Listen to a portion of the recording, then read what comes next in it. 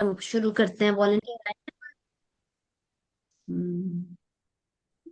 अस्सलाम वालेकुम मैम। वालेकुम, क्या हाल है आपका? ठीक हो? जी मैम। मैम मेरा क्वेश्चन ये था कि जब हम हम्म। पेशेंट को स्पॉन्टे मायोमेक्टमी है पेशेंट की, हमने की है, पेशेंट हमारे पास में फाइब्रॉइड विद फर्टिलिटी के साथ में आया है और हमने उसकी हम्म। मायोमेक्टमी की है। तो हम कट रही है आवाज। आवाज नहीं आ रही।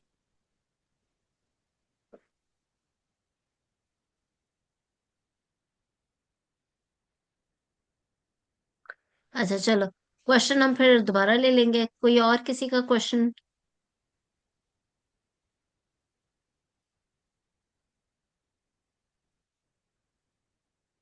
अस्सलाम वालेकुम मैडम। वालेकुम जी। मैडम ये जो इनफर्टिलिटी विद फाइब्रॉइड है ये मैंने वैसे प्रिपेयर किया है। लेकिन मैं हम्म। ये आपसे पूछना चाह रही थी कि ये जो फाइब्रॉइड्स हैं, ज़ाहिर है ये जो छोटे साइज वाले फाइब्रॉइड्स होते हैं 3 सेंटीमीटर या हम्म। मतलब वो जो या फिर सब सीरस टाइप, ये तो इनफर्टिलिटी को मतलब फर्टिलिटी को तो कोई मतलब नहीं डिस्टर्ब करते ना। तो ये तो नहीं आएंगे अगर फर्टिलिटी विशेस हैं फाइब्रॉइड के साथ? आएंगे मतलब? कहते हैं कि छोटे अगर छोटा कोई फाइब्रॉइड है जो यू उसको मीन टू से कि अगर छोटे फाइब्रॉइड्स हैं तो it is not affecting the fertility, right? So are we going to treat them और नॉट, ये आपका जी क्वेश्चन है? जी जी। Okay. So the thing is कि depends on the location of the fibroid, कि वो हाँ है कहाँ पे। Of course if it is sub submucosal या even if it is intramural but FIGO 2 है, it's going into the endometrium या indenting the endometrium, तो फिर तो you have to remove them. Ji But if it is 3 and beyond, figo type 3 and beyond, तो फिर if it is 3 centimeters तो फिर नहीं. But there are multiple fibroids like more than one, जिसका total size मिला के जैसे कहते हैं ना 3 सेंटीमीटर का है या 1 सेंटीमीटर का या 2 सेंटीमीटर का, और उन सबको मिला के in total if the size is like 4 centimetres and beyond, तो it's better to remove it. अगर सब फर्टिलिटी प्रोलॉन्ग्ड है या आपने आईवीएफ करना है, तो अगर टोटल 4 सेंटीमीटर से बड़े फाइब्रॉइड बन रहे हो तो फिर उसे रिमूव कर देना चाहिए। तो ठीक देखिए, है।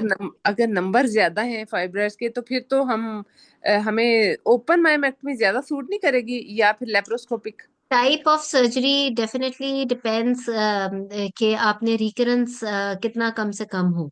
Recurrence of myomectomy after 5 years जो है, अगर ओपन किया जाए तो it is less than 10% if the patient has multiple fibroids. If she has multiple fibroids और लेप्रोस्कोपिक हो तो the recurrence is nearly 25 to 30%, which means के लेप्रोस्कोपिक मल्टीपल फाइब्रॉइड्स में लेप्रोस्कोपिक मायोमेक्टमी में because you can not feel the fibroid और तो रह जाने का चांस होता है, इसलिए उसमें रिकरेंस कंपैरेटिवली ज्यादा है as compare to open surgery in case of multiple fibroids. लेकिन अगेन ये ओपन सर्जरी उस तरह की ओपन सर्जरी नहीं है जैसे कि आप कह लो कि स्टेक्टमी होती है या कोई ऐसी जी। सर्जरी। ये एक सब फर्टिलिटी वाले पेशेंट की ओपन मायोमेक्टमी है which is a very very sensitive procedure. इसमें यही सारे आगे हमने आज सवाल डिस्कस करने हैं कि how you going to approach the uterus if you doing open myomectomy, how are you going to keep the adhesions minimal, and how are you going to uh, um, uh, keep your blood loss minimal. Sorry, excuse me.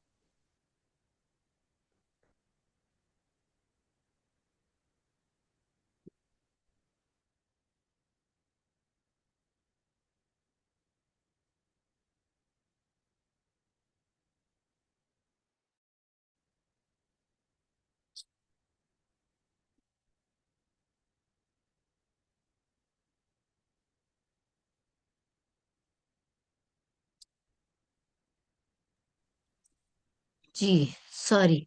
Okay. सो ठीक है। आज case किसने prepare किया हुआ है? मैंने भी किया। अस्सलाम वालेकुम मैडम, मैंने भी किया हुआ है। वालेकुम। ओके, सो हमारे पास शायद दो प्रेजेंटर्स हैं, हम बारी बारी करते हैं। पहले सना ने करना है ना या डॉक्टर साजदा ने? मैडम मैं कर लेती हूँ। चलो आप पहला हाफ कर लो फिर सना के साथ करते हैं। साजदा आपके पास है कोई केस? अ, जी मैडम, केस तो नहीं है, आप केस ओके, बताएंगी सो मैं। आई गिव यू। या, so patient is 32 years of age and she is here married for 5 years and she is unable to conceive. and on ultrasound there are multiple fibroids present. How are you ठीक है, going to manage? आप structure discussion right, कर लो. ठीक है. My name is Sajda. I am one of the exam candidates. I have read the scenario and I am ready for structural discussion. After salam and greeting, I will introduce myself to the patient and confirm the above scenario and missing biodata. I will ask about the education, occupation, and last menstrual period. Madam, what is the last menstrual period? It just ended. Okay, just ended. ठीक है, आप बस structure discussion करो, history नहीं आपने पूछनी. ठीक है. Then I टाइम will मैंने ask. आपका नोट किया हुआ है जी. Okay, then I will ask about the then I will ask about the menstrual cycle. Are they heavy? I will ask about the regularity of the periods, frequency, flow, and flooding, and passage of clots with heavy periods, and how many pads she uses in one day. I will ask about any intermenstrual postcoital bleeding, and is the bleeding associated with pain, dysmenorrhea, dyspareunia, or is there any pressure symptoms in her lower abdomen, urinary and bowel complaints. Then any weakness, tiredness, and irritability and weight loss. Any history of heat and cold intolerance. Any history of foul smelling vaginal discharge. Is it disturbing her quality of the life? Hmm. Now I will ask about the infertility fertility workup she has done so far. Is the hmm. is it is it first marriage of both the partners and any coital dysfunction, any and how many times coitus per day per week, husband's weight, age, any surgery in childhood, and any history of anabolic steroids and cigarette smoking, and history of and semen analysis report get done or not. Did she take any treatment for infertility workup up till now?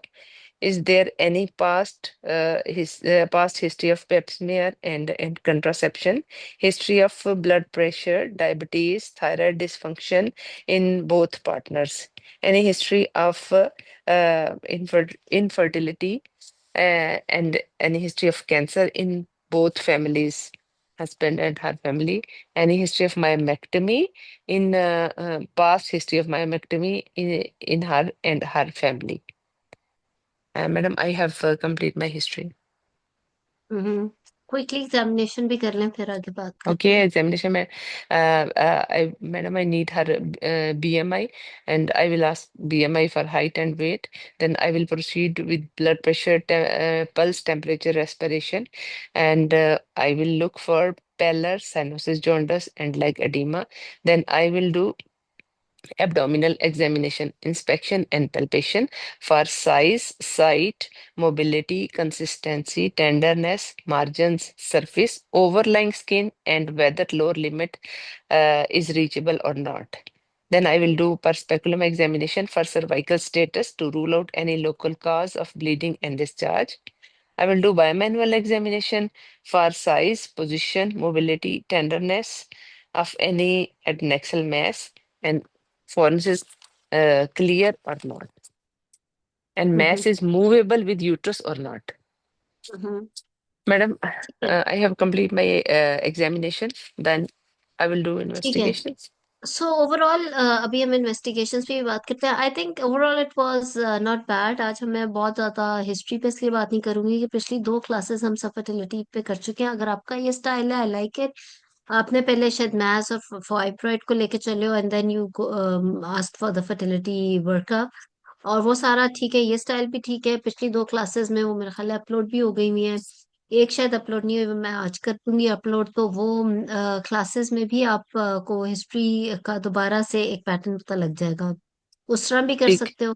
But again मैं हर class में ये कहती हूँ कि जितना आप focal और जितना आपको एग्जैक्ट बात करो, वो अननेसेसरी बात. I don't know why were you saying कि I will ask for history of myomectomy in family. चलो फाइब्रॉइड की हिस्ट्री इन फैमिली की फिर भी बात समझ आती है, बिकॉज इसका कुछ जेनेटिक रेलेवेंस है. बट ठीक है। मायोमेक्टमी का हमने क्या करना है, अगर उसकी बहन की मायोमेक्टमी हुई है या किसी और की हुई है, अननेसेसरी बातें जो है वो उस वक्त तो लगता है कि शायद इग्नोर हो जाएंगी या वो, लेकिन ये इतनी अन्य, ये when you are sitting in your clinic and you are talking irrelevant things, तो उससे आपकी अपनी भी सोच लिमिटेड नहीं रहती, वो फिर आप फोकस्ड नहीं रहते हो, और अगर सुनने वाला अगर समझदार है तो वो बाद में बाहर निकल के हंसता है। तो इट्स बेटर कि आपको एग्जैक्ट पता हो कि what you are talking about. तो एक दो चीजें आपने इस तरह की बिल्कुल इररेलेवेंट बोली, तो ये बिल्कुल ठीक बात नहीं है। तो ठीक ठीक है। है, अगर आपने मैथ से शुरू किया, उसमें it was not bad overall examination, मुझे तो ठीक लगा है। और आई थिंक अगर आप एमएस के स्टूडेंट और शॉर्ट केस के हिसाब से ये देखें तो I think it was very good. तो ठीक था। बाकी पिछली क्लास में हिस्ट्री वाला देख लेना, वो मैं पूरा रिपीट नहीं करना चाहूंगी। आप इन्वेस्टिगेशंस की बात करो, फिर क्विकली मैनेजमेंट का करते हैं जी। तो मैडम इन्वेस्टिगेशन में सबसे पहले I will proceed with baseline investigation, complete hmm blood count with date and including hemoglobin levels, total leukocyte count, and pus and platelets, then blood group, तो हर midstream HP urine. Is 8.6, right? And her blood Yes. Group is B positive, और जी। Midstream urine for pus protein and glucose. हम्म, ठीक है, Pa- वो normal है। okay. Postprandial sugar levels or 92, HbA1c. सब वो 92. HbA1c is not available. Okay. Hepatitis B surface antigen and anti-hepatitis C and HIV antibodies. वो negative है सारा कुछ। Okay. Now specific investigation. I need ultrasound pelvis to hmm to see the size and position of the uterus, endometrial thickness and endometriomyometrial interface, and hmm any adnexal pathology and mass. In hmm mass, I will to see the number of masses, uh, hmm and number of masses and type of masses, hmm. type of fibrin.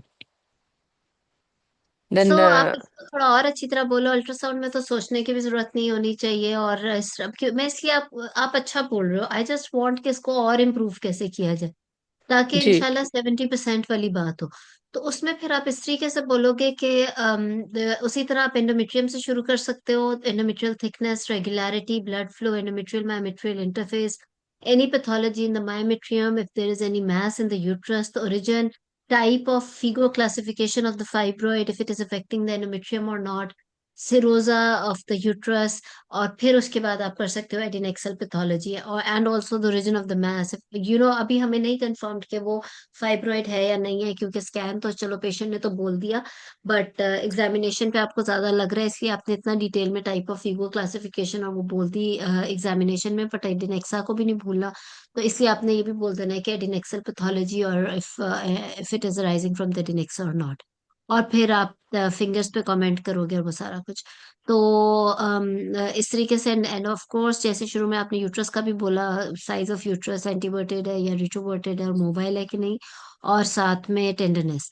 तो and as you are now talking के आपने शुरू में जब examination में, I hope कि आपने बोला होगा, आई थिंक आपने बोला था about the site contour mobility और वो सारा कुछ, वो आपने एग्जामिनेशन में भी बोला था।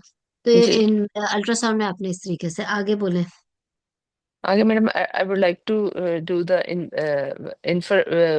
investigation for infertility workup, semen analysis, and hmm day 2 FSH LH, and day 20 hmm 21 prolactin level, sorry, hmm progesterone levels, and thyroid stimulating test, and hmm. prolactin levels, and HSG report. ठीक है, ये भी ठीक है, इस तरीके से भी ठीक है, बट आप, मेरा ये ख्याल है कि जब आप ये केस इस तरह का कर रहे हो तो पहले सारे ब्लड टेस्ट बोल लो और एंड पे अल्ट्रासाउंड बोलो। अगर आपने इस तरीके से बोलना है, ये भी ठीक है, लेकिन उस तरीके से शायद ज्यादा बेहतर है। तो आप पहले बेसलाइन सारी बोल के फिर फर्टिलिटी वाली बोल दो, एफएसएच, एलएच, प्रोलैक्टिन, और अगर टीएसएच आप बोलना चाह रहे हो, और फिर उसके बाद आप सीमेन एनालिसिस और एचएसजी की रिपोर्ट और अल्ट्रासाउंड फाइंडिंग पूछ लो। तो इस तरीके से, बिकॉज जाहिर है जब एक दफा ब्लड टेस्ट जा रहे हैं तो पेशेंट के तो उसी वक्त सारी लिस्ट हमने लिखनी होती है ना, तो इस वजह से इट्स बेटर कि हम उसी वक्त इस चीज को केटर कर लें। दूसरी चीज ये कि एचएसजी बोल दो या ट्यूबल पेटेंसी अगर हुई है या नहीं हुई, वो उस तरीके से बोल दो, ठीक है। ठीक सो है। इस पेशेंट के अंदर HSG is not available and semen analysis is also not available. Okay. How will you manage? Okay, I will counsel my patient after history examination and investigation that this heavy menstrual bleeding and HMB subfertility तो है is ही नहीं patient को। मैंने तो सिर्फ कहा है कि she is unable to conceive and is here with ultrasound report showing multiple fibroids. okay. ठीक है. I will counsel my patient that the after history examination and investigation that this subfertility may be due to fibroid uterus, and due to fibroid uterus, I will counsel my patient for the for the for the removal of the fibroids to become pregnant, or to fertility, for better fertility. I will explain the pros and cons of different method of different plans of I will explain the patient that you have to go for surgical removal of these masses or fibroids, and I will tell her the इतना uh, अच्छा आप सारा भी बोल रहे थे history examination, management पे आके इतने कंफ्यूज हो गए। ये गलत हो गई बात। ये अभी तक आप बड़े मेच्योरली चल रहे थे, मुझे अच्छा लग रहा था सारा कुछ। अब मैंने अक्सर कैंडिडेट्स में ये देखा है। अब मैं अभी पिछले दिनों जब हमारा FCPS का एग्जाम गुजरा उससे पहले भी जी, हिस्ट्री एग्जामिनेशन प्रिपेयर हो गया था लोगों का। मैनेजमेंट में जाके ना, हालांकि सबको पता है आप लोग ये पेशेंट देखते आए हो उस किस्म के, but because of exam scenario आपका ना दिमाग भंसा हो जाता है। ये नहीं होना चाहिए। सबसे ठीक है, पहले तो आप obviously whenever you are going to tell management, सबसे पहले आपने कहना है कि I would like to complete my workup. ठीक है। उस ठीक है, वर्कअप के अंदर कितना इंपॉर्टेंट है सीमेन एनालिसिस। बेशक इस पेशेंट के फाइब्रॉइड्स है, अगर उसके हस्बैंड ही बिल्कुल एजोस्पर्मिक हो या उसके हस्बैंड के कुछ और मसाइल निकल आए, फिर हम किस चीज के लिए इतनी बड़ी बड़ी सर्जरियां करेंगे इस पेशेंट की? ठीक हाँ है। बिल्कुल. Number one, workup. Semen analysis बहुत जरूरी है। नंबर टू, मुझे डिटेल्ड अल्ट्रासाउंड रिपोर्ट तो दे दे, मैंने तो आपको भी नहीं दी थी रिपोर्ट। ठीक है ना।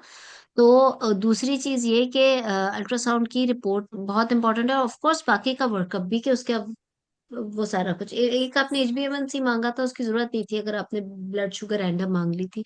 तो इस वजह से HbA1c का 32 ईयर्स में कोई इतनी इंपॉर्टेंस है नहीं। तो आपने डिटेल्ड अल्ट्रासाउंड और साथ में सीमेन एनालिसिस के बगैर तो आपकी मैनेजमेंट वैसे ही नहीं चलती। उसके अलावा 8.6 HP थी, आपने एनीमिया का वर्कअप भी नहीं कराया था। आइए ठीक है मैं. तो। ठीक है. हम्म। ठीक है, मैंने आगे यही हम्म। बोलना था. I will explain the patient that this anaemia is due to not fibroid. Necessarily, उसको तो HMB है ही नहीं। क्या पता उसको कोई और ठीक है. मसला, उसको कोई वर्म हम्म. इन्फेस्टेशन हो, उसको थैलेसीमिया हो, कुछ और हो। करेक्ट, इस पेशेंट ऑप्टिमाइज को तो करेंगे. HMB है ही नहीं। ठीक नहीं, है. ऑप्टिमाइज तो कर लेंगे, पहले अपनी लैब्स पूरी करें। So I give you the investigations. 8.6 जो HP है, it's because of iron deficiency anaemia workup पे। और सेकेंडली ये कि हस्बैंड की रिपोर्ट नॉर्मल है, और अल्ट्रासाउंड के ऊपर 3 फाइब्रॉइड्स दिए हुए हैं। एक 6 into 5 सेंटीमीटर का इंट्राम्यूरल इंडेंटिंग द कैविटी, दूसरा 4 into 5 सेंटीमीटर का पोस्टीरियर वॉल, एक एंटीरियर वॉल पे 3 into 2 सेंटीमीटर का। जी। ठीक है. Madam, first of all I will complete my workup. हो गया ना वर्कअप पूरा, मैंने आपको दे दी ठीक है. इन्वेस्टिगेशन, बाकी ठीक सब है. Normal. Semen analysis and detailed ultrasound report you have already given to me, and this anemia is iron deficiency anemia. I will optimize her. I will correct the anemia with the I will correct the anemia by iron by hmm. IV iron preparation. Then, after optimizing the anemia and correcting the anemia, I will explain the patient for open myomectomy. I will admit the patient and do uh, th- वो तो मैंने कर दिया workup. I will transfuse 1 pint of blood if I have to do the early surgery, and I will and two pack cell in my hand. and two donors available. After cross match, I will take informed written consent from the patient. I will explain that there is a risk of hemorrhage and adherence after myomectomy, and it may go into the hysterectomy, can also be may go may end up hysterectomy in worst case scenario, as there is risk of 0.01% uh, uh, risk of a hysterectomy. After consent, I will review my investigation, inform anesthetist, and fulfill WHO checklist. I will try to put अभी यहीं रुक जाओ, her. यहीं रुक जाएंगे, यहीं रुक जाए। अभी तक की जो सारी मैनेजमेंट चल रही है ना, वो बिल्कुल गलत चल रही थी। दूसरी हमारी प्रेजेंटर पता नहीं किधर चली गई। मैडम मैं इधर नहीं हूँ हाँ, चलो आप इसी पेशेंट का मैनेजमेंट बोलें। ठीक है। Madam, after the completion of the investigation including the husband semen analysis and the workup of the वो मैंने anemia दे in which, दिया जी, ठीक है good. Madam, okay. Then I will counsel the patient that she provided everything normal. I will counsel the patient husband semen analysis normal. I will counsel the patient that this fertility is due to the fibroids, and then I will counsel. I will discuss my management plan with the patient, which is the myomectomy with the laparoscopic myomectomy with the dye test. Then I will counsel the patient and attendant regarding the procedure, its complication, take the informed consent. With the consent of the hysterectomy, I will optimize the HP of the patient by the IV iron, and then I will up to the 12 milligram deciliter, and take the informed consent, including the consent for the multiple blood transfusion hysterectomy, नहीं, including the 12 consent. आपने करनी है तो iron किस तरह लगाओगे और कब सर्जरी प्लान करोगे? 8.6 HB है उसकी, Yes, madam. तो फिर मैडम इस madam under direct observing therapy what is that? Admit, madam admit करके पेशेंट को। ठीक है, तो डोज बताए ना, कौन सा ओके आयरन मैडम, लगाओगे? अकॉर्ड 8.6 यस एचबी मैडम, है आज के दिन। आप 12 कैसे करोगे 8.6। आईवी आयरन से, और किस दिन सर्जरी करोगे? जी आज मैडम, 4 दिसंबर है जी। Madam what date according, you are going to give to her? आपने 8.6 से 12 आप कह रहे हो ना? जी madam, according to Ganzoni formula एक, मैडम बोलते कुछ, जाओ। जी madam, madam patient HB minus Ganzoni, according to Ganzoni formula मैं उसको दूंगी और इसकी तकरीबन बन जाएंगी, and I will give the IV sucrose on alternate days, और इसकी डोज, ठीक है। ठीक है, इसकी डोज तकरीबन 8.6 है मैडम, इसकी बन जाएंगी तकरीबन 5 डोजेस। अच्छा, फिर क्या करोगे 5 डोजेस लगा के? ठीक है madam, then I will take the inform consent. 5 doses तो कितने हफ्तों में लगेगी? मैडम ऑल्टरनेट डेज पे लग जाएगी उसको। मैडम अगर अगर तो हम कितने दिन लग गए? 10 दिन वैसे लग जाएंगे, इसमें तो टाइम ज्यादा कभी लग किया है जाएगा। ऐसे वार्ड में? नहीं नहीं, एडमिट करके तो नहीं तो फिर किया। क्या बोल रहे हो? तो इस तरह नहीं करते जाना। जी जी, अच्छा देखो, ये बड़ी सबके लिए कंफ्यूजिंग बात होती है, इस तरह बिल्कुल नहीं करना। एक सबसे पहले इस पेशेंट की काउंसलिंग क्या होगी, वो बिल्कुल आप मैनेजमेंट में गलत बोल रहे हो। यहीं पे ही बिल्कुल जैसे कहते हैं ना ब्लंडर, और आगे जाके वैसे तो आउटस्टैंडिंग परफॉर्म करने का उम्मीद कम है, लेकिन अगर आउटस्टैंडिंग भी परफॉर्म करोगे तो भी इन ब्लंडर्स की वजह से you can not and you should not pass, ठीक है? सबसे पहले काउंसलिंग आपने ऐसे करनी है कि I will counsel my patient that as semen analysis is normal, her okay, her HSG report is not here, but बाकी तो इसका प्रोफाइल नॉर्मल है। As the fibroids are indenting the cavity, seems like this can be the cause of subfertility. Sana ने बोला कि cause of subfertility is fibroid, that is why I am planning myomectomy. It's not like that. Cause may be probably this is this because it's indenting the cavity. हम patient को यही explain करते हैं, क्योंकि बहुत सारे पेशेंट्स फाइब्रॉइड्स के साथ कंसीव करते हैं, इवन बड़े बड़े फाइब्रॉइड्स के साथ भी करते हैं। तो अब क्योंकि 5 years हो गए, शी इज नॉट कंसीव्ड, बाकी चीजें ठीक है, and fibroid is intending the cavity, that is why we are planning myomectomy, number one. Number two, आपने पता नहीं क्यों आप लोग हिस्ट्रेक्टमी और उन चीजों का बहुत ज्यादा जिक्र करें, जो चीज लेस देन 0.1, नहीं शायद 0.01% होती हो। अभी जितने भी हम बैठे हैं, have we ever seen any patient ending up in hysterectomy while doing myomectomy? कोई एक भी ऐसा है जिसने ऐसा पेशेंट देखा है तो बता दे। नहीं मैडम। नहीं। नहीं देखा तो। So I have been talking of the rarest thing in front of a patient who is already here with fertility. Please इस तरह नहीं। मैं तो क्लिनिक में भी कितने पेशेंट्स देखती हूँ जो डर के मारे इसी वजह से आते हैं कि हमें काउंसिल किया जाता है, हम फलाने पे हॉस्पिटल गए, प्राइवेट जगहों पे, ये वो, तो उन्होंने कहा कि यूट्रस निकाल दी जाएगी, हम तो भागे, हमने कहा हम इनफर्टाइल ही ठीक है, यूट्रस निकल गई तो किधर जाएंगे? तो इट्स नॉट लाइक दैट। और एग्जाम में तो रेयर बातें करनी ही नहीं है। तो एक चीज ये, दूसरी चीज ये कि उसके बाद आपने एचबी कैसे ठीक करनी है, इसका अपना कॉन्सेप्ट ठीक कर लें। क्या आप लोग वार्डो में सर्जरी नहीं करते हो जब तक 12 से ऊपर एचबी ना जाए? इट इज, हमारे मुल्क में तो 12 एचबी बहुत ही जबरदस्त एचबी समझी जाती है। मुझे बताओ, 12 से ऊपर का तो इंतजार नहीं किया जाता। 8.6 इस पेशेंट की एचबी, आप कहोगे कि इसकी एचबी की correction depends on the timing of surgery. As there is no urgency, there is no bleeding, अगर उसको पीरियड्स के बाद भी मैं कर लूंगी तो इट्स ओके, बिकॉज उसको हैवी मेंस्ट्रुअल ब्लीडिंग तो होती नहीं है। तो that is why I can correct her with IV iron. But why you giving iron sucrose? You can give iron carboxy maltose, right? Maltose. ताकि यस जी for जल्दी madam. से ठंडक। 2 एमप्यू लगाओ और वो बढ़ जाए 8.6 से, उसकी ठीक है। 11 या 10.5 तो हो ही जाएगी ना 2 हफ्तों में, which is enough, and keep 2 donors in hand and go ahead with the myomectomy. 12 तक तो एचबी लाने की जरूरत ही नहीं है इस पेशेंट की, ठीक है? ठीक है। 10 या 11 is very good, HB above 10 is all right for gynae surgery in are cases, in are patients, ठीक है? तो आप इस पेशेंट के अंदर याद रखना, गायनी के अंदर ब्लड ट्रांस, किसी ने चैट पे लिखा कि हम ब्लड ट्रांसफ्यूजन से कर लेंगे, कितने, क्यों?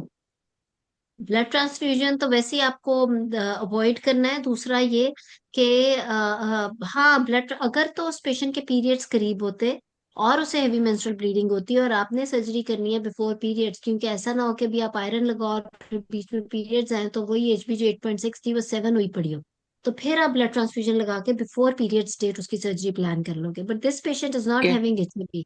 ये कॉन्सेप्ट्स इतने क्लियर करो कि अब जैसे कहते हैं ना, आंख में आंख डाल के एग्जामिनर की बात की जा सके कि इस वजह से मैं ये नहीं कर रही। तो मैडम, ये आपने, उर्दू में हम मैनेजमेंट बता सकते हैं एग्जामिनर को?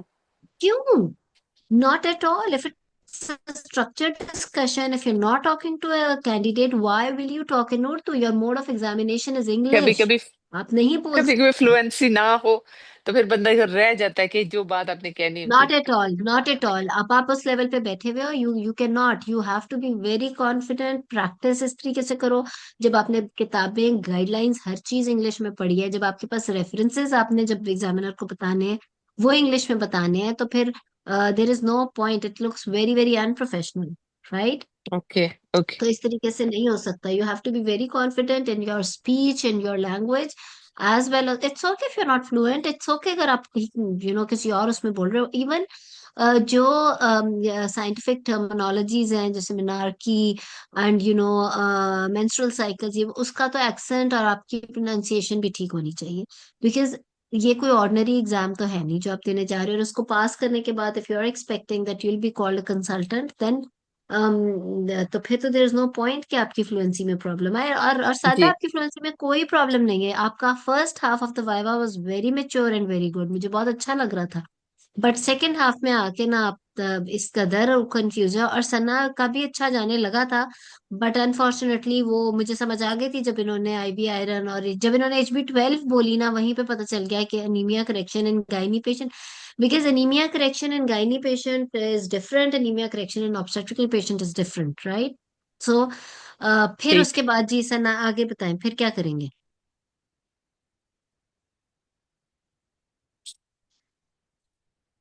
कहाँ गई हमारी प्रेजेंटर?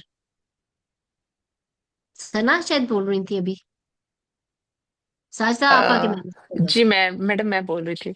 हम्म। ठीक है। उसके बाद फिर after optimising her HB when after giving hydrox carboxy maltose of 2 doses, and I will wait till her HB has become 12. Then I will plan for 12 नहीं, more than 10 is enough. more than 10 At least when more than it 10 or 11 is enough. okay, ठीक है.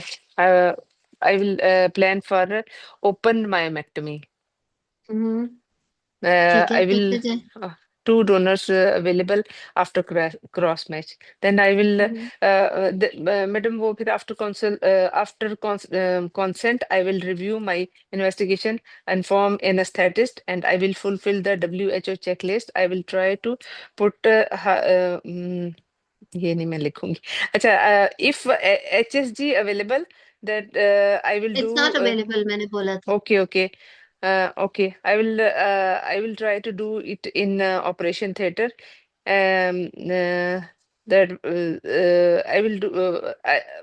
Then I will confirm that cavity is not. There are two benefits of it for tubal patency, and we will confirm that that cavity is not breached. Uh, but the risk is infection is always there. Then I can do. Otherwise, I can do her HSG after 3 months of myomectomy to for presence of any adherence. Then then I will start infertility workup after myomectomy. And माइमेक्टमी कैसे करेंगे? Surgery तो बताएं. Madam okay, okay, madam. Okay.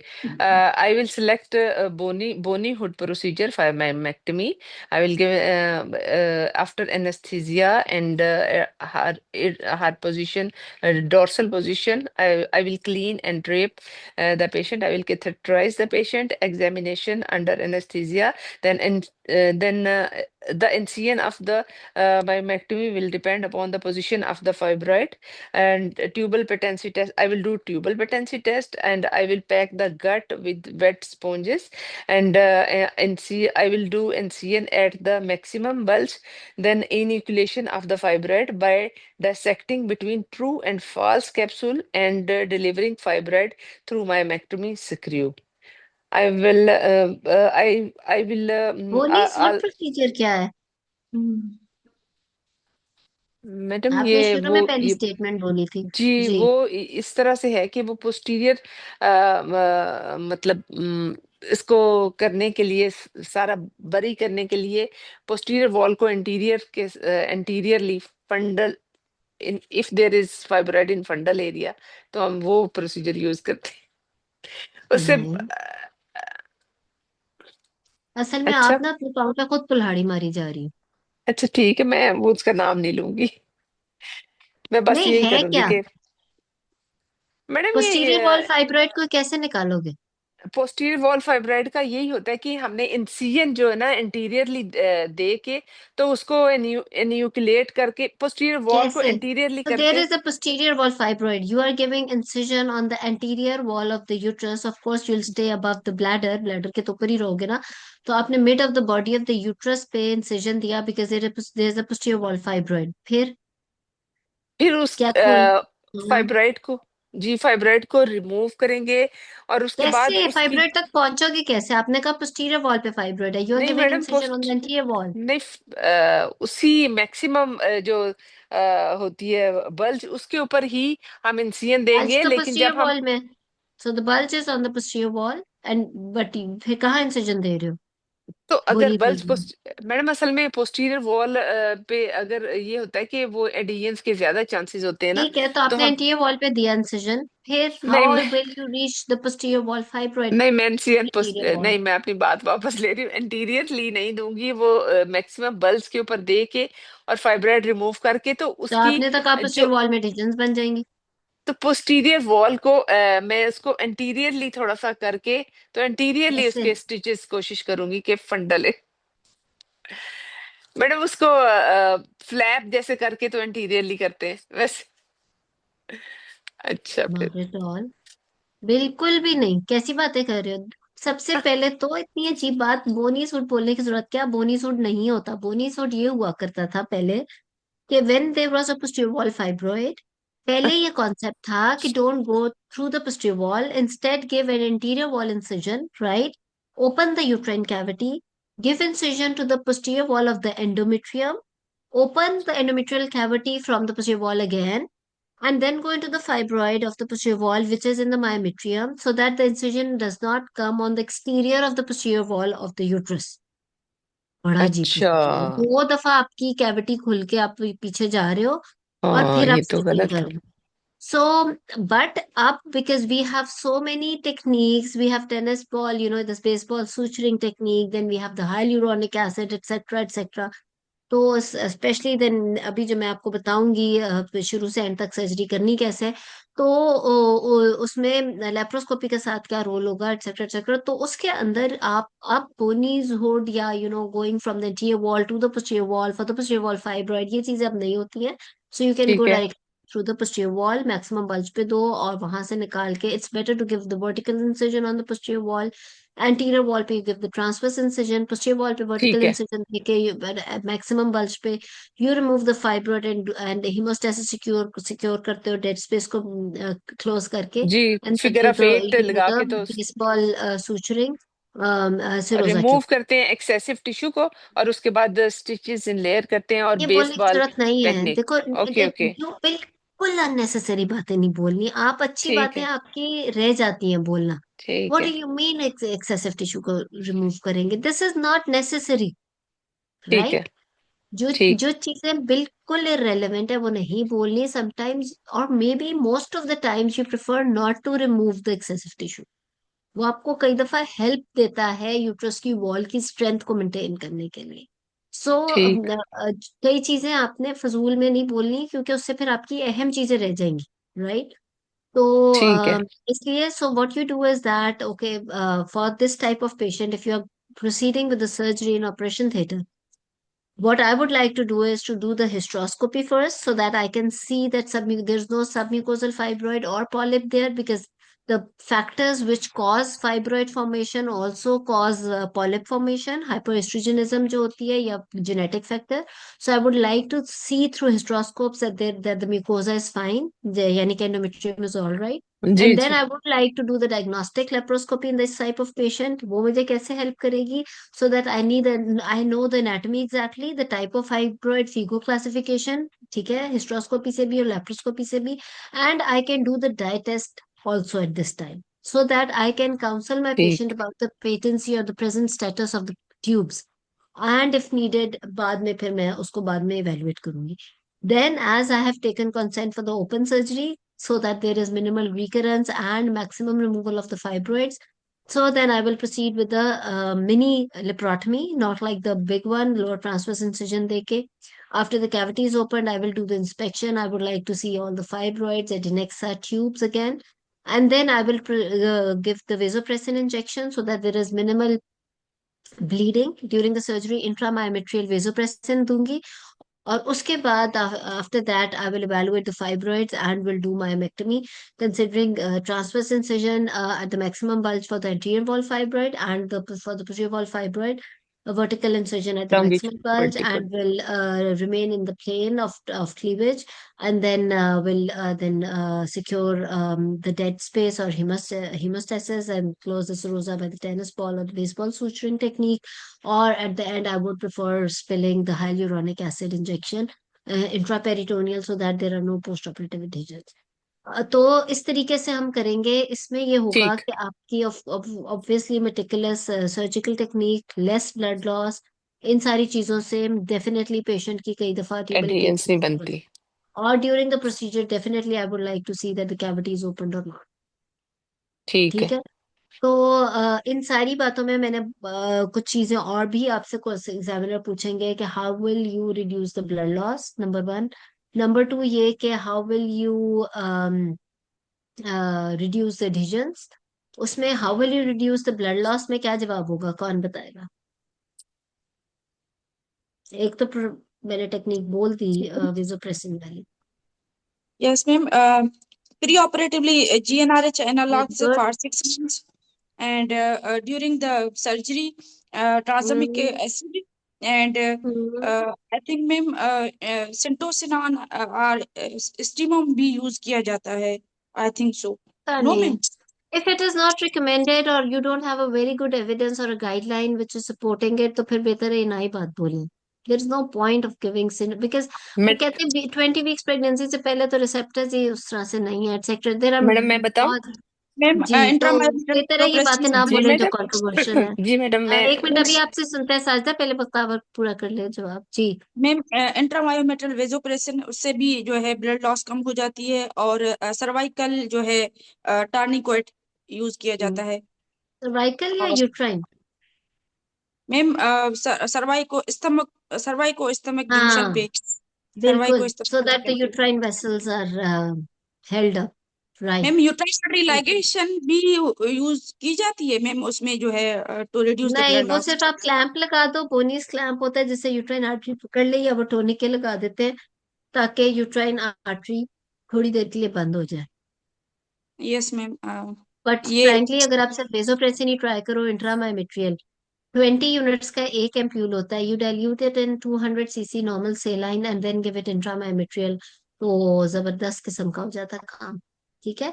सो preoperatively GnRH analogue का जिक्र किया तो याद रखना ये एक बड़ा सेंसिटिव इंजेक्शन है, और इसको सेंसिटिव तरीके से ही बोलना है एग्जाम में भी.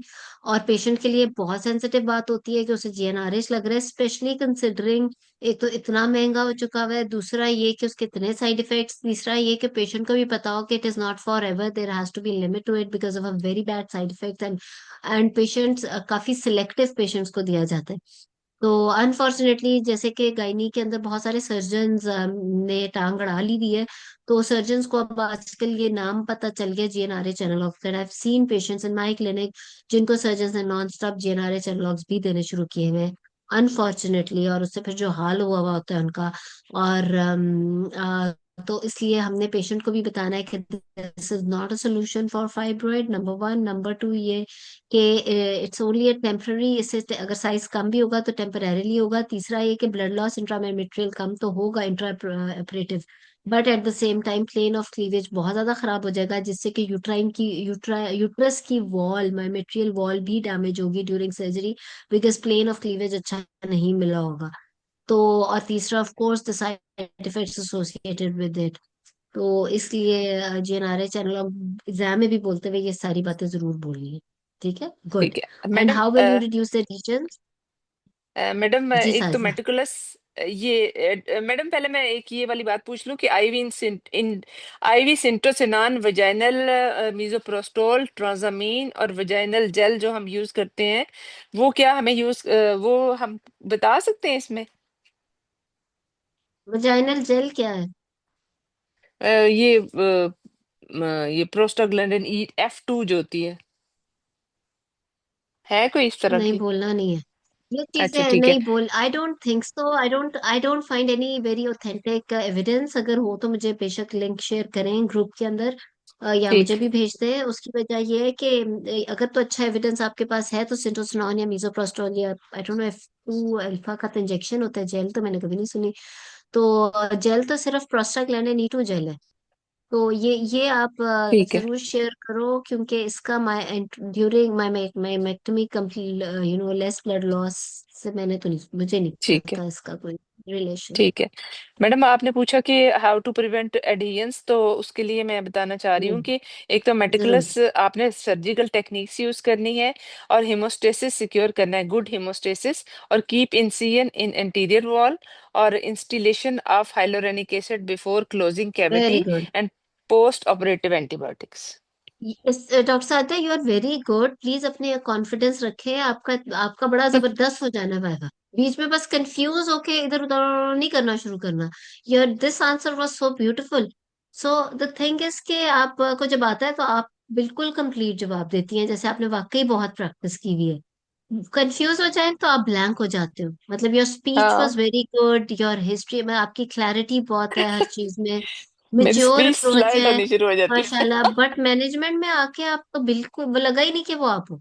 तो इस तरीके से नहीं करना. This answer was also so beautiful. तो इस तरीके से आपका हर पॉइंट कवर होना बहुत जरूरी है.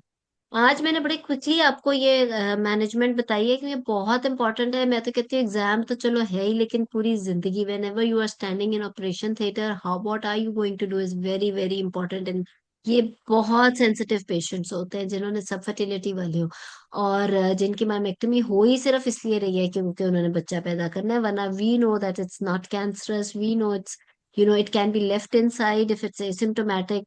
तो इसलिए इसकी सर्जरी फिर ऐसे हो कि वाकई उसकी प्रेगनेंसी का चांस बढ़े। मेरा ये जो लिंक है ये 40 मिनट्स का लिंक है। लेकिन इंशाल्लाह अगली क्लासेस हम, अगर आपको वेनेसडे सूट करता है तो हम वेनेसडे मॉर्निंग में ही कंटिन्यू कर लेंगे। इस जी दफा मैडम। तो सर्जरी हो गई तो इस वजह से थोड़ा ऊपर नीचे हो गया प्लान, काफी लोग डिस्टर्ब भी हो गए, अपॉलॉजीज फॉर दैट। बट ये है कि एवरी वेनेसडे इंशाल्लाह हम कंटिन्यू करेंगे। एग्जाम कब है एमएस का? मैडम एमसीपीएस का तो 26 को है जो हमारा है, एमएस का मुझे नहीं पता। नहीं, चलो इंशाल्लाह हम और भी चीजें कवर करेंगे क्विकली। पोस्ट ऑपरेटिव मैनेजमेंट तो ऑफ कोर्स वो तो मैम बचान, प्लीज वो करता आप ही जी जी वेजोप्रेसिन प्रस्ताव। का डोज मैम रिपीट करेंगी? 20 20 वेजोप्रेसिन। यूनिट का यूनिट्स 1 ml होता है, 200 cc नॉर्मल सेलाइन में आप डाइल्यूट करते हो, और 4 to 6 यूनिट्स आप इंजेक्ट कर सकते हो yes ma'am, 4 to thank you. 4 to for the 6 whole units. Surgery. जी जी कवल। मैम हमारा एग्जाम 19 जनवरी को है। इंशाल्लाह, चलो good. So today is 4th, तो अगले वेडनेसडे को जरूर आप लोग प्रेजेंट करो, या कोई क्वेरीज हैं तो वो मिलके कर लेंगे। अगर कुछ चाहते हो in between A class special, just message me, और कोई टॉपिक है स्पेशल तो वो कवर कर लेते हैं, जैसे आप कहते हो। मैडम मैम ये जो इन कॉम्प्लिकेशन ऑफ माइमेक्टमी है, ये भी हम फिर अगर वो पूछेंगी तो हम बता देंगे कि ये सारा कुछ। क्या है कॉम्प्लिकेशंस बताओ। एनेस्थीसिया की एक तो कॉम्प्लिकेशंस है, और दूसरा इंट्रा ये क्या? Operative bleeding, bleeding, shock, damage to surrounding tissues जैसे कि बॉल, ऐसा तो ब्लैडर कुछ एंड नहीं होता, यूरेटर्स। कोई नहीं पूछेगा ठीक है, कॉम्प्लिकेशंस ऑफ पोस्ट माइमेक्टमी। ठीक है। अल्लाह ना करे। रेडी। देखो ये तो तब होगा मैम जब प्रीवियस माइमेक्टमीज की हिस्ट्री हो। यूरेटर कहाँ से आ गया ऊपर से, वहां पे चलो गटशट आ सकती है, तो उसकी तो जी, फिर प्रिपरेशन और होगी ना। और कैविटी ब्रीच हो तो फिर कंट्रासेप्शन आपने 6 मंथ के लिए देनी है, यस, तब आपने। पोस्ट ऑपरेटिवली 3 मंथ्स तक इफ कैविटी ब्रीच नहीं हुई, अगर हुई है तो 6 मंथ्स तक। जी मैडम। जी ठीक। कमल। मैम इसी पेशेंट को फर्दर कंटिन्यू करके मैम इसका सब फर्टिलिटी का ट्रीटमेंट भी जो काइंडली बता दें। डेफिनेटली। सो इस पेशेंट में जैसे कि हमें साजदा ने बताया, एक्सक्यूज मी, कि 3 मंथ्स तक if cavity is not open, तो 3 मंथ्स तक अगर कैविटी ओपन हुई है तो 6 मंथ्स तक better give contraception. Excuse me, excuse me. उसके बाद आप कह सकते हो कि मैं ट्यूबल पेटेंसी दोबारा चेक करूंगी 6 months after the surgery.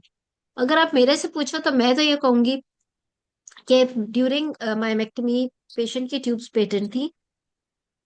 Excuse me. As her tubes were patent, so गला ही मेरा बंद हो गया। As her tubes were patent, इस वजह से I will give her trial of ovulation induction for 3 months, और फिर मैं देखूंगी and then you can do the patency test. लेकिन एग्जाम में आप बेशक पेटेंसी टेस्ट कर लेना, क्योंकि आप कहना है कि मैंने, क्योंकि उसे मेडिसिन देनी है या मैंने उसका पूरा फर्टिलिटी का ट्रीटमेंट करना है। So before that, I would like to be sure about her tubal patency.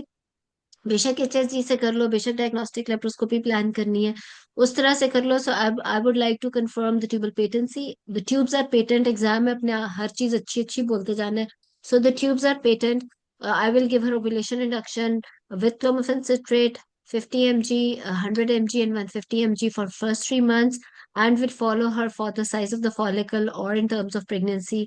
If the follicle is mature on the 12th day with the specific dose of clomiphene citrate, I'll continue for 3 months. And if pregnancy doesn't occur with the clomiphene citrate for 3 months, I'll change the dose from clomiphene citrate to aromatic or aromatase inhibitors for another 3 months, and we'll check the response of this medicine in terms of follicular maturity as well as pregnancy. If this happens, pregnancy happens, फिर तो अच्छी बात है। If not, तो फिर I will go for IUI। बस इससे आगे ज्यादा जाने की जरूरत नहीं है। और फिर प्रेगनेंसी की, फिर मोस्टली अगर वाइवा अच्छा जा रहा है तो एग्जामिनर आपको प्रेगनेंसी की मैनेजमेंट में ले जाएगा। और ऑफ कोर्स प्रेगनेंसी के अंदर इफ कैविटी वाज ओपनड, तो फिर आपका इलेक्टिव सिजेरियन सेक्शन होगा, और अगर कैविटी ओपन नहीं हुई थी तो फिर आपका फिर आप उसको नॉर्मल का भी ट्रायल दे सकते हो। मैडम गुनेडोट्रोफिन्स के बारे में तो नहीं बताना कि इसके बाद अगर ये ना काम हो गया तो फिर गुनेडोट्रोफिन्स नहीं नहीं, दे के। आपने अपना हर चीज, आपने तो शुरू में चाहे ओवुलेशन इंडक्शन से कंसीव करा दो या मैक्सिमम आईयूआई से करा दो, इससे आगे जाने की जरूरत ही नहीं है। मैम व्हाई नॉट ठीक है। आईवीएफ इन दिस पेशेंट, अगर आईयूआई जी से नहीं मैम, कंसीव? देखो जी इस वक्त जो possible, it was not a case of unexplained subfertility. इस वक्त आपको पॉसिबल कॉज फाइब्रॉइड नजर आए थे, because they were indenting the cavity and probably they were, इस तरह के आप डिस्टॉर्ट किया होता है यूट्रस को कि उसकी ट्यूब स्ट्रेट नहीं रहती, बिकॉज उल्टी थोड़ी टेढ़ी हुई हुई होती है uterus, etcetera etcetera. As it was not a case of unexplained subfertility, तो फिर डायरेक्ट आईवीएफ पे जाने का पॉइंट नहीं है। You have done myomectomy, you can now try her, और अब ट्यूब्स भी उसकी ठीक है तो आप उसको नेचुरली या इवन उसको ओवुलेशन इंडक्शन या उसके साथ ट्राई कर सकते हो। मैडम आपके नेचुरली साथ मैंने ये शुरू में सेशन से लेके निकाल। मैं थोड़ा, हम्म। मुझे कॉन्फिडेंस अब मैनेजमेंट के ऊपर आ गुड। गया है कि सबसे पहले मैंने उसको सारा कुछ काउंसिल करना है, कंसल्ट करके, और उसके पहले बाद फिर अपने मैंने इन्वेस्टिगेशंस पूरी करनी है। सबसे पहले पहले सारी इन्वेस्टिगेशन वर्कअप, इन्वेस्टिगेशंस उसके पूरी बाद करने के काउंसलिंग बाद शुरू करनी है। वर्क का पूरा करना है, उसके बाद मैंने काउंसलिंग करनी है, उसके बाद मैंने उसका एनीमिया को करेक्ट करना है, और उसके बाद मैनेजमेंट प्लान उसके साथ डिस्कस करना है, और उसको बताना है कि ये तुम्हारे लिए ओपन मायोमेक्टमी ज्यादा बेहतर है तुम्हारे लिए, इसलिए कि इसमें फिर रेडियंस बनने के भी चांसेस कम होते हैं। और फिर मैंने अरेंज करना है रिकरेंस उसके लिए। कम है इसलिए। जी, रिकरेंस, सॉरी, रिकरेंस कम है। और उसके बाद फिर मैंने इसका सर्जरी प्लान करनी है, और सर्जरी में मैंने वही जो मैक्सिमम जिस जहाँ पे है वहां पे इंसिजन दे के, अगर पोस्टीरियरली है तो हमने लॉन्गिट्यूडिनल इंसिजन देना है, अगर एंटीरियर वॉल में है तो हमने ट्रांसवर्सली उसको रिमूव कर उनको निकाल देना है। लेकिन उसके बाद हमने उसको जो स्पेस होती है बीच में उसको कवर करना है, ताकि डेड स्पेस। डेड स्पेस को कवर करना है। उसके बाद बोनीवुड, सॉरी सॉरी, उसके बाद बेसबॉल या टेनिस बॉल इन स्टिचेस लगाने हैं, जिसमें के प्रेशर से जो हम लगाते हैं, ताकि इसमें हेमरेज वगैरह ना हो। गुड। और उस हाइलोरेनिक एसिड हमने उसका डाल देना है बाद में इंट्रापेरिटोनियल, ताकि कोई एडहेरेंस ना बने, एडहेरेंस कम से कम बने। और उसके अगर कैविटी ब्रीच नहीं हुई तो 3 मंथ्स के बाद हमने उसका इनफर्टिलिटी वर्कअप करवा के, दोबारा से ट्यूब्स को एक दफा चेक करवा के, और उसके बाद फिर मैंने ओव्यूलेशन इंडक्शन करवा के, अगर वो हो जाता है ठीक है, वरना फिर मैंने आईयूआई की तरफ जाना है, अगर वो भी 6 मंथ के लिए करके, अगर वो नाकाम होता है तो उसको डायरेक्ट आईवीएफ की तरफ रेफर करते हाँ हैं। ठीक है। जी बिल्कुल ठीक है। Perfect. Good. Thank you. You welcome. So किसी ने कोई क्वेश्चन और या कोई चीज ऐड करनी हो तो। आज हमने सबफर्टिलिटी की हिस्ट्री और उस पर बात नहीं की, क्योंकि this is the third class on subfertility. 2 lectures इससे पहले हो चुके हैं। पहले अनएक्सप्लेन्ड सबफर्टिलिटी था, उसके बाद पीसीओ था, लेकिन हमने हिस्ट्री वगैरह सारी की थी। और अब विथ फाइब्रॉइड आई थिंक हमने सबफर्टिलिटी की काफी कॉजेस कवर कर ली हैं, और इसमें हमने हिस्ट्री को क्विकली रिवाइज भी करते रहे। सो मैडम, प्रीवियस 2 लेक्चर्स जो आपके हैं वो यूट्यूब पे अवेलेबल है? पीसीओ नहीं हुआ अभी तक अवेलेबल, मैं आज ही करा देती हूँ, डोंट वरी, वो हो जाएगा इंशाल्लाह। ठीक। ठीक है, और ये भी अनएक्सप्लेन्ड और कर दूंगी पीसी, फिर और भी। ये ठीक ठीक। है, तो इंशाल्लाह वैसे तो अब हम कमिंग वेनसडे को ही मिलेंगे। और कोई स्पेसिफिक टॉपिक हो तो just let me know. Fatima ने शायद कोई क्वेश्चन किया है, वो असल में मेरे अस्सलाम स्क्रीन वालेकुम। पे पूरा आ नहीं रहा। अस्सलाम वालेकुम कौन है? मैडम। जी अस्सलाम वालेकुम जी, डॉक्टर सुनीता जी। मैडम ये जो सुचर्स काइंडली बताइएगा, जो अभी आपने बताए ना, जो डेड स्पेस कवर करना, सुचर जो आपने वाइक्रल बताया। 1, आपने 20 वाइक्रल से पहले एंडोमेट्रियम को स्टिच करना है। अगर आपकी कैविटी ओपन हुई है, you identify the endometrium first, you stitch it with the 20 Vicryl continuous suture. उसके बाद जो आपकी मायोमेट्रियम है उसको वाइक्रल 1 के सूचर से आपने फिगर ऑफ 8 इंटरप्टेड। सूचर्स में करना है, और डेड स्पेस को कवर। उसके बाद जो आपका सिरोजा है वो दोबारा आप 20 वाइक्रल से बेसबॉल सूचरिंग टेक्निक से करोगे, which is inward outward suturing. उससे आपका सूचर सारा इनसाइड द सिरोजा आता जाता है। ठीक है। जी मैम। जी। और कोई क्वेश्चन है? फातिमा ने कुछ लिखा है, वो मेरी स्क्रीन पे पूरा खुल नहीं रहा, समथिंग रिलेटेड टू माय मेक्टमी। अगर कुछ पूछना तो प्लीज आप ऐसे ही पूछना। मैडम मैं ये पूछना चाह रही हूँ, जैसे इन्होंने बोला कि मायोमेक्टमी के 3 मंथ्स के बाद हम फिर ट्यूबल पोटेंसी टेस्ट करेंगे, तो ये जरूरी करना, इसमें हिस्टेरो से करेंगे हम या आप HSG से भी कर सकते हो, क्योंकि लेप्रोस्कोपी में जाहिर ही बात है अगर फिर ना दोबारा कंसीव करे तो एनेस्थीसिया करना और वो जरूरी सब। है? It depends. देखो, what I do normally in clinical practice is that I have seen that the tubes are patent intraoperatively, and I've done the surgery in all by following all these techniques. I normally, and patient is young, कोई जल्दी भी नहीं है, ये नहीं है कि husband ने बाहर के मुल्क जाना है कुछ ऐसा, तो I give her, उसकी कैविटी नहीं ओपन हुई 3 months के बाद मैं उसको नेचुरल कंसेप्शन के लिए एटलीस्ट 3 months का तो कर देती हूँ लाओ। उसके बाद but it's always better that before ovulation induction you should check the tubal patency. Okay, thank you. Welcome. ठीक है, आई होप कि कुछ थोड़ा बहुत क्लैरिटी हो गई होगी। अब हम इंशाल्लाह नेक्स्ट वेडनेसडे को मिलते हैं, ठीक है? एक्सक्यूज मी मैडम, एक बात है कि ये जो हम्म। मेल का वर्कअप हमने इनफर्टिलिटी वर्कअप हमारा एग्जाम में किस हद तक आ सकता है, मतलब? देखो, अगर तो मेल सब फर्टिलिटी आती है इस पे तो वैसे अलग लेक्चर्स भी पूरे पूरे होंगे। डेफिनेटली अगर एजोस्पर्मी है तो आपको इतना तो पता हो कि FSH, LH और प्रोलैक्टिन और टेस्टोस्टेरोन उनके साथ डायग्नोसिस किस तरह बनाना है। ठीक है। देन समटाइम्स उसका अल्ट्रासाउंड भी इम्पोर्टेंट हो जाता है, वेरिकोसील को भी रूल आउट टेस्ट। करना और वो सारा, but then at the same time you will involve urologist और ताकि उसके साथ मिलके फिर डिसाइड हो। ये लेकिन तो आपको काउंसलिंग ही आ सकता है फिर, काउंसलिंग में अगर ही आमतौर पे। इन्वेस्टिगेशंस आपने मांगनी हो बिफोर मैनेजमेंट, तो उसके अंदर आपको हार्मोनल प्रोफाइल ऑफ मेल का और उससे डायग्नोसिस बनाने का पता होना चाहिए, स्पेशली ओलिगोस्पर्मिया और एजोस्पर्मिया में। ठीक है, ठीक। इतना ठीक। काफी है। जी जी, कबर। मैम क्या कोई एग्जामिनर पे इंसिस्ट कर सकता है कि इस पेशेंट का आप पहले फर्टिलिटी वर्कअप वर्क करवाएं और ना उसका कराए। हस्बैंड सीमेन सेंसस लेके हैं, मीनवाइल पेशेंट को आप ऑरल आयरन दें और उसकी जो है वो आप HP ठीक करें। क्या ना कराए, सॉरी? मैम अगर यानी अब ये सब फर्टिलिटी का पेशेंट है ना, तो वो कहें कि हम्म। जी आप पहले जो है इसका सब फर्टिलिटी का वर्कअप कंप्लीट करवाएं, हस्बैंड सीमेन एनालिसिस का इंतजार करें, मीनवाइल आप पेशेंट को ऑरल आयरन दें, इसको तब तक इसकी HP ऑप्टिमाइज कर लें। क्या इसका नहीं, ये मैनेजमेंट? देखो मैं नो, ऐसे वैसे कोई एग्जामिनर कहेगा नहीं। हस्बैंड सीमन एनालिसिस के रिपोर्ट का इंतजार करने की तो जरूरत नहीं है, वो तो उसी दिन मिल जाती है। ठीक है, एक चीज। जी मैम। चलो, अगर जी 3 to 5 days का ही एब्सटिनेंस है ना, तो जितने भी दिनों का एब्सटिनेंस हो वो भी 3 से 5 दिनों में हो ही जाएगा। और IV आयरन लगा के 2 weeks के बाद हमने 2 weeks तक तो हमने वेट करना ही है ना, ताकि HP एटलीस्ट 10 से तो ऊपर जाए ना, 11 के करीब तो हो जाए। तो उस दौरान में जी आपका वर्कअप तो पूरा हो जाएगा। सेकेंडली ये कि ओरल आयरन क्यों नहीं, क्योंकि BD अगर हम इसी पेशेंट को ओरल आयरन दे देते तो भी तो वही इफेक्ट वही इफेक्ट एक्सपेक्टेड था।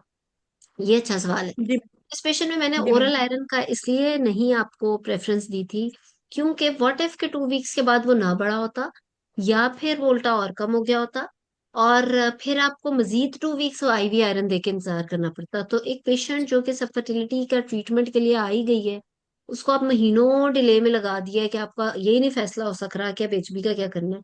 सो फैसला हो चुका जी था कि सर्जरी करनी है, और अब सर्जरी के लिए HB करेक्ट करनी है।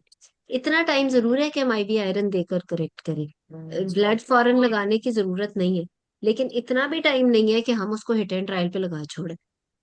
ठीक है ना? तो ठीक है। ये डेफिनेटिव ट्रीटमेंट दी थी हमने।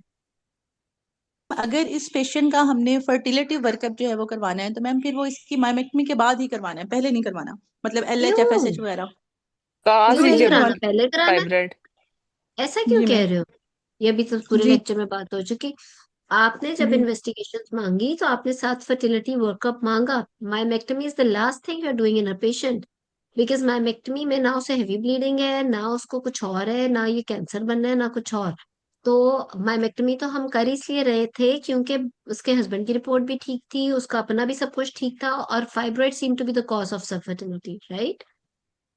तो इसलिए पहले ही सब कुछ करा लिया ना। मैम आपकी आवाज बीच में से कट गई थी। कोई बात नहीं, अब ये रिकॉर्डिंग में भी आ जाएगा। तो सारा workup, hormonal profile, husband semen analysis, ये सारा कुछ माइमेक्टमी के फैसले से पहले कराना। जी ठीक मैम। है, ठीक है मैम। जी जी मैम, थैंक यू मैम, चलें। Thank you. Okay, welcome.